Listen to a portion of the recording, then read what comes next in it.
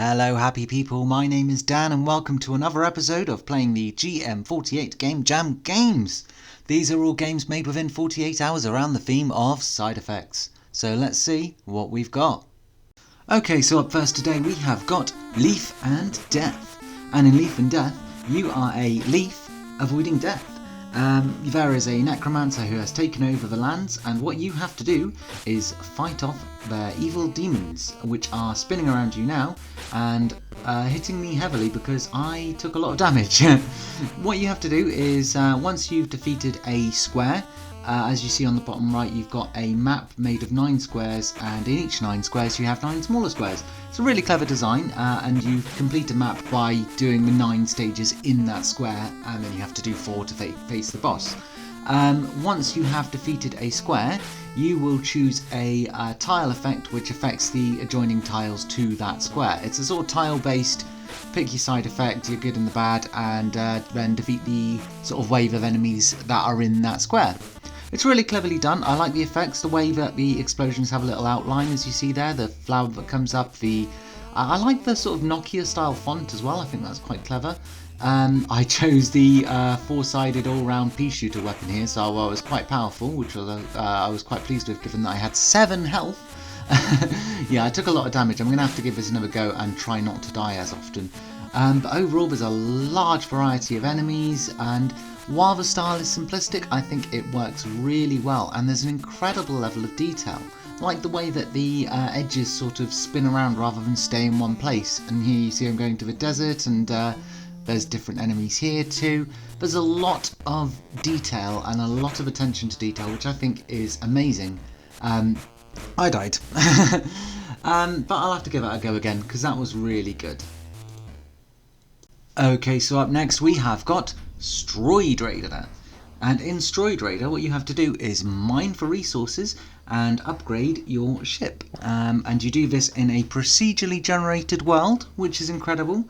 What you're doing is you're moving around, interacting with your space hub station bit there, and mining as you go.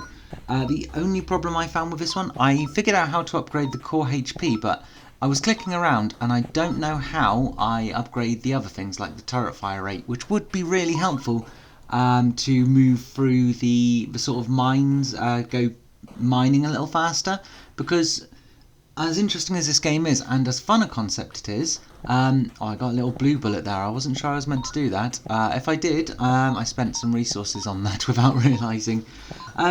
I think it's a clever concept. The only problem is it's a very slow start, and I'm going to have to go back and put some more time into it because it's hard to get the gist of it straight away. There's a lot of things to take in which I find quite difficult to begin with, so I'm going to have to give that another go.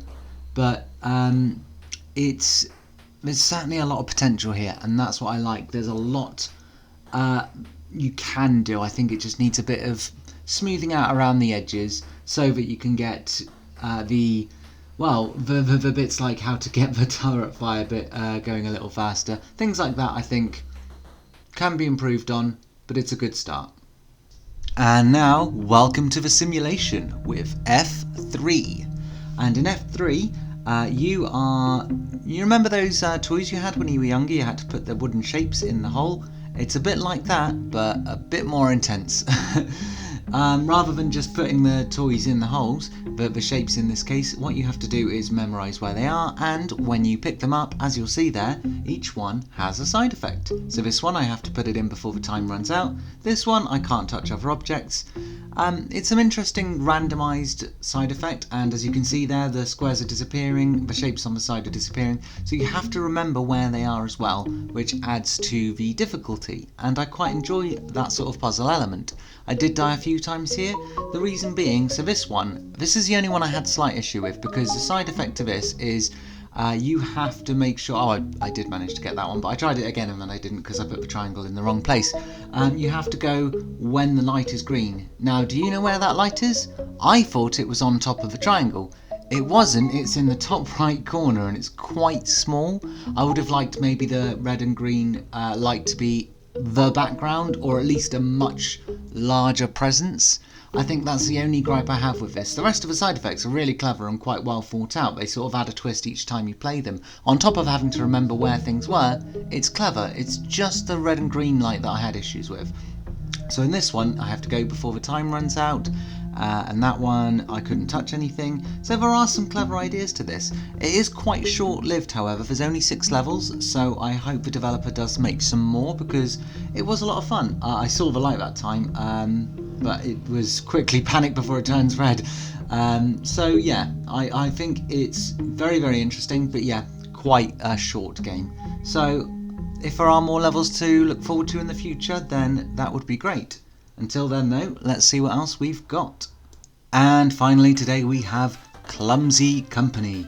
And in Clumsy Company you have your team of knights and archers, and in other levels you get other ones as well, like wizards and bits and bobs apparently by the looks of it. I have to go back and try the other levels. I did get past the first one, and I need to have another go with the rest of them.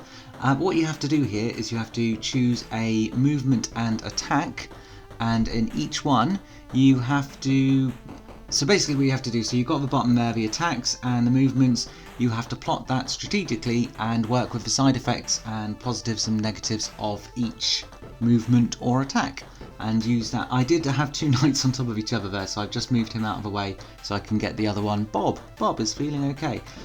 There is a lot of text to take in with this one, which I think is interesting, because on the one hand you can just do what I do, which is go head first in and hope for the best, which is it's a tactic that worked. Or if you're the strategic type, you can also read them with great detail, weigh up the options and decide what the best and worst choice would be.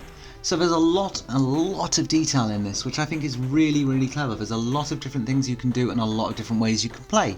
Once you've had your turn, you end it, and then the enemy turn goes as well. Remarkable AI. I do wonder how sometimes AI is programmed, because things like this, it can take a lot of thinking and a lot of planning, and to put that into an AI is really clever. I also like the sort of general movement. They don't all look very still and lifeless. There is a sort of motion to them, which is good. So there's, like I say, a lot of detail, and the attention to detail here is incredible. I need to spend more time reading because it's a lot to take in, and then I'd probably have a better odds, but I did still win. I was pleased with that. It just took me probably a little longer than it should to figure out what was going on at the beginning, but I enjoyed it, and I applaud the amount of detail they've put into it. I just keep saying detail because it is really, really detailed, especially for a 48-hour Game Jam game. And I think we're going to wrap it up there for today. There are still a few I haven't seen yet, so I will make another one of these. But until then, I hope you did enjoy. And until the next time, bye!